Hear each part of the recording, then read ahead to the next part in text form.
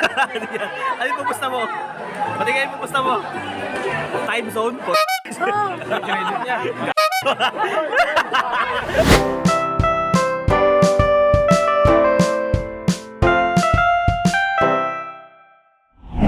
Kamusta mga katropa? Ito ang tropa yung JBZ at welcome to Tropos Club. It's been a while. Share ko lang, trips na pagdadaanan natin at most likely mga very long journeys. So anyways, share ko lang yung trip namin nung pumunta ako sa Crimson Hotel at sa Villa Escudero Plantation and Resort sa Quezon. So ito experience na yun, sobrang different. What I mean by different, medyo meron lang bumps ahead the road, masaron sa part ko, pero most of all, na-enjoy ko naman siya. The trip was chef kiss. Sobrang different na from each other, masyado na since dalawa lang pupuntahan natin yung araw na to. At share ko lang rin na expect the unexpected talaga. So every other vlog, palagi tayo magsisimula sa intro.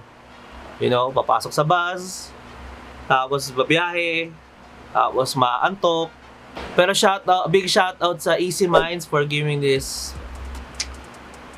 tour a good vibes lalo na sa Villa Escudero. Pero I think yung biyahe lang mismo nung flow is, kung tama ako, about 1 hour and 43 minutes kung tama.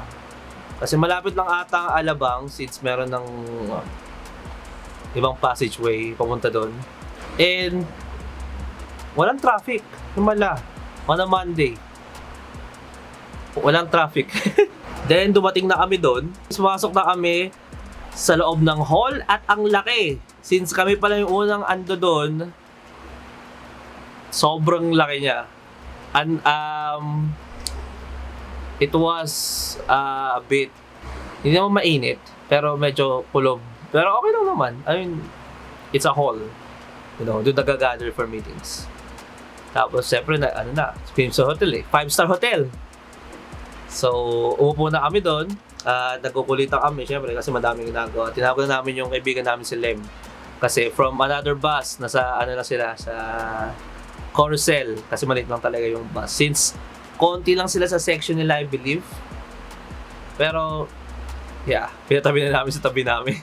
So yun, nagkukulit-kulitan, naghihintayan, then binigay na yung mismong itinerary, the program flow, this is what you're going to do inside this hotel. So akala namin na, seminars lang, then freedom, then. Pero it took a while for the seminar to start. Pero sumunod sila sa mismong flow. So medyo lang nagkaroon lang ng technical difficulties kasi nauna yung third speaker, then the first one, then the last. So, as usual, 8:30 a.m. arrive, registration 9, 9:50 national anthem, nasunod yun, 9:20, 9:30, 9:40. 9:40 yung first mismong speaker is dapat yung food and beverage, so naging human resources muna, which really helps kasi may wina-work on ako, then sobrang it helped. Madami akong kinuha ng mga ideas and thoughts tungkol sa workshop na yun. Oh yeah, I forgot the one thing na hindi ko nasasabi. Kumain muna kami. Kumain kami ng AM snack, which is a croissant with ham inside, lettuce, tapos cheese, which is sobrang weird because first time ko lang makain yun and it was delicious. Although madaming hindi nasarapan, pero nasarapan ako. The problem, I think lang, is about yung mismong mayonnaise. Pero ako, wala akong problem doon kasi your boy got taste. So yun na, natapos na kami sa breakfast, then yung mga seminars nga, then we have buffet. Yung buffet lunch, ang mga kinuha natin is 2 ulam, which is I forgot. Yung isa creamy, yung isa para siyang chicken inasal. So basically, para siyang chicken inasal talaga.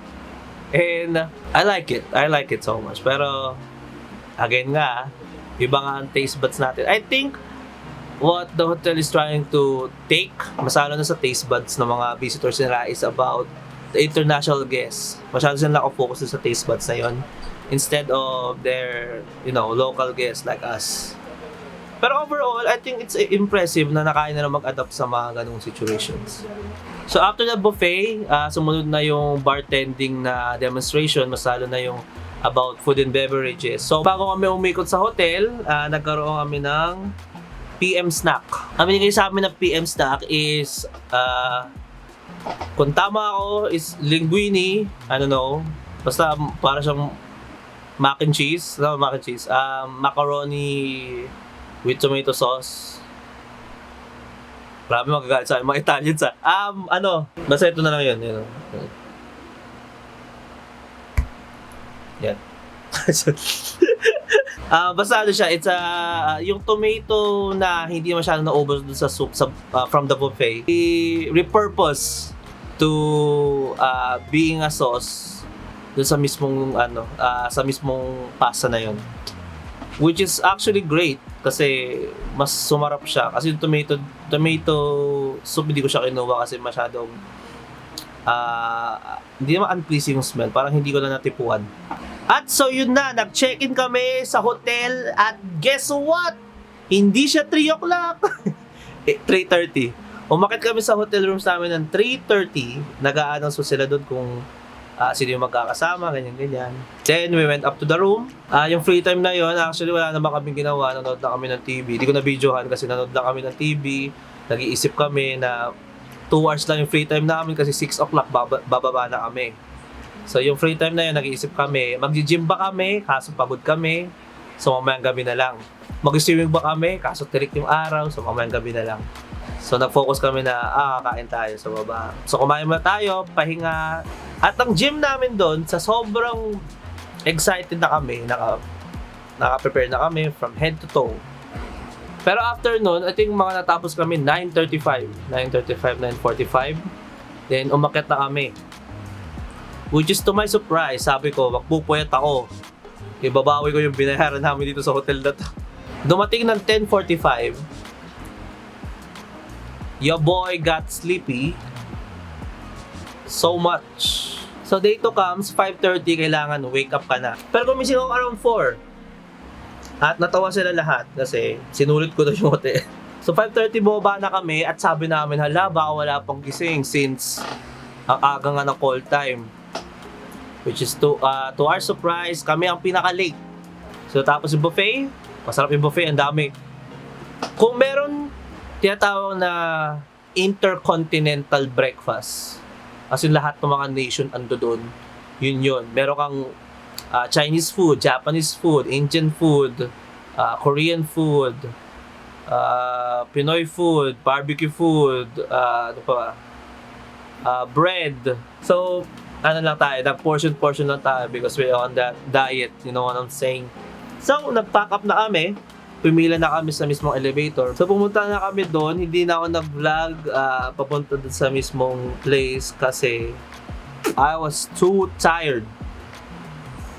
Na hindi ako humilik sa hotel, pero humilik ako sa bus. Pumunta na kami doon and nakarating kami, I believe, is 7 o'clock. Oh, no, it's 10 o'clock kasi 7:30 kami bumiyahe at nakatating kami doon ng 10:30 a.m. Okay, ulitin ko ulit na sa unang part ng video na to na sa 2 experience na yon, sobrang different nila. Which is, sa Crimson Hotel, sobrang strict and may pina-follow ka talaga na rules na certain. Since I believe there are a 5-star hotel, sa Villa Escudero is more freely adventurous. At masalo na kasi sobrang init.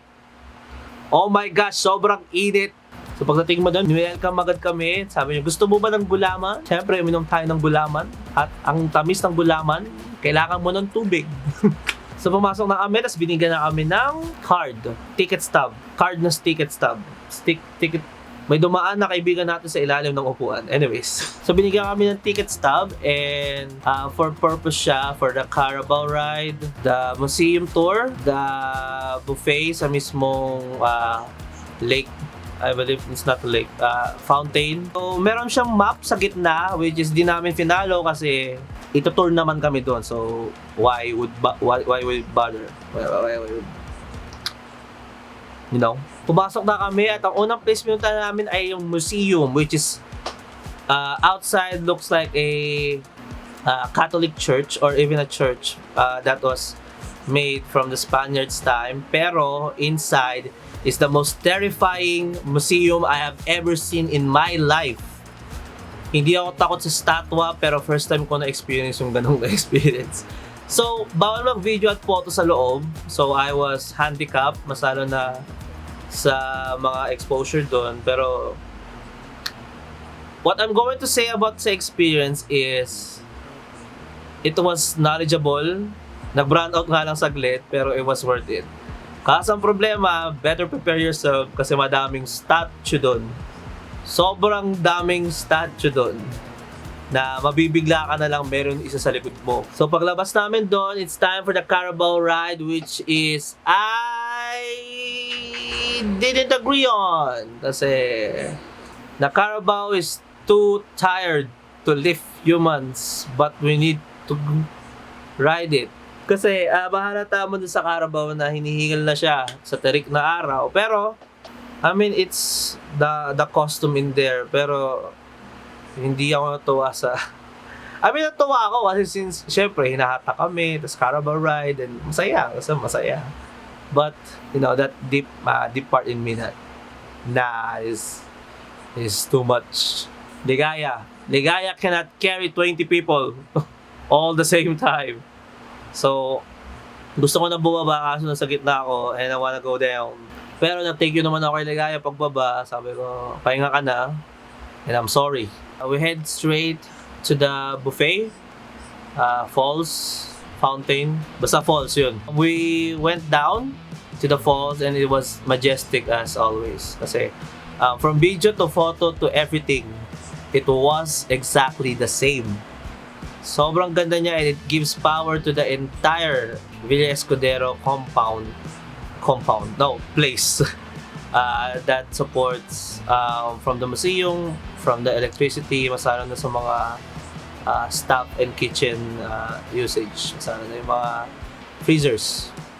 Bumaba na kami doon, which is technically pinaka-hazard sa akin because I don't like eating with my feet wet. And it was an experience. Kasi ngayon, iniisip ko every time na tumatapak ako ngayon, palaging may tubig sa paa ko. At ang sobrang saya kasi first time mo ma-experience yun. I think the only problem is malumot siya. Mamosi. So pumunta na kami dun sa buffet and natatawa ako kay Angela kasi nagtabi siya ng spoon and fork sa bulsa niya. I don't know. May YouTube channel siya, so subscribe. I think. So kaya kumukuha na kami ng pagkain doon at nakakita ako ng okra. Kukuha sana ako ng okra, tapos alala ko ayoko maggulay nung araw na yun. Kasi ayoko mag-poop. So ang kinuha ng boy nyo is liempo and chicken and rice and banana Q and watermelon. Tapos, sa sobrang init doon, napabili ako ng shakes. At, ang pinisip mo namin kasi is play and ganyan-ganyan. Which is, nagulat kami because it's all the dances or cultural dances of the Philippines. Sobrang brought out nila, as in talagang pinerform nila. And the performers are great because they are non-stop. And it was just amazing. Plain amazing. So, syempre habang nag-start na yung program, madaming sumayaw, kumanta, meron kang banda, actually may banda sa gilid. Tapos nagbigay ng palaspas na shape ng fish. So nanonood na kami at nagkaroon ng sabong sa stage, sabungan. So lahat sila nagpustahan sa meron o sa wala at pinusta ko sa pula. Natalo yung pula. Yep, natalo yung pula. Moral lesson, kids, huwag kayo magsusugat. So, hindi lang. Ano lang siya. It's a way na para mag-donate ka lang sa kanila since nalaman namin sa the end of the play na ang mga gumaganap pala doon ng dancing pati yung theater act sa dulong-dulo is mismong staff ng Villa Escudero. From the maintenance to the sales department at mas lalo na yung mga nagpo-promote sa marketing. Lahat sila doon yung mismo nag-perform ng mga dances na yon. Isipin mo yon, nag-aayos ka ng mga bagay-bagay sa loob, nagbebenta ka, nag-iisip ka ng mga strategy nyo, then sasayaw pala kayo ng karinyosa. So wala, overall, I think that is the 10 out of 10 day for me. Kasi sobrang worth it. And by the way, hindi ako sumakay sa kayak ride kasi sobrang init. Pauwi na kami. And the thing is, sasakay uli kami sa Carabao, which is not a great idea. Thank God na hindi kami sumakay doon kasi merong mga gustong mauna. Ngayon, yung mga gustong mauna na yun, sumakay sa Carabao, which is nagtampo yung Carabao at huminto sa daan. Then, may dumating na service cart. Now, we are going home. Di na ako ng-video since I was tired. Because, kung makikita nyo lang dito sa screenshot na to, pulang-pula na yung pulang-pula na yung destination namin. Yes. Na-traffic kami sa Alabang. From all places na pauwi, sa Alabang pa kami na traffic. On a Tuesday. Walang bumabiyahe ng Tuesday pero na-traffic kami sa Tuesday. So na-traffic kami doon. From 1 hour and 14 minutes, naging 52 minutes na lang. Then from 52 minutes, naging 59 minutes. So, balin, tumama rin sila kasi dapat ang destination na time namin umuwi is 8:30.